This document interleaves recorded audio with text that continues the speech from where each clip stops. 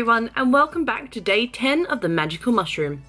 So as you can tell, it's been an absolute eternity since I last posted one of these, but as a freelancer and Etsy shop maker and owner, the Christmas period gets extremely busy, so I had to prioritise, unfortunately. But I'm back, so let's get started. Quietly creeping along the dark and creaky hallways of his home, the magical mushroom tiptoed towards the kitchen. Spiders in the darkness scuttled rapidly into hiding, whilst the more confident creatures, such as the midnight mice and silverfish, watched on in awe. The magical mushroom scoured the cupboards and raided the pantry, grabbing pinches of this and that, berries, feathers and more. And with the magical ingredients piled up in his stumps, he waddled towards a cauldron-shaped mug that the witch used for coffee. The mushroom lit a tea light and gently placed it underneath the mug. He poured in some magical moon water and closed his eyes, whispering a wicked prayer that he had heard Mabel mutter thousands of times over. Steam and smoke billowed from the cauldron. It began to hiss and bubble, and sparks of gold glittery fire twinkled in the air. His eyes snapped back open. He was focused, and with that he began to brew, plopping into his cauldron one by one his mystical ingredients. Deadly nightshade, shredded boomslang skin, dusted horn of corn, and all the while muttering and mumbling a Latin spell.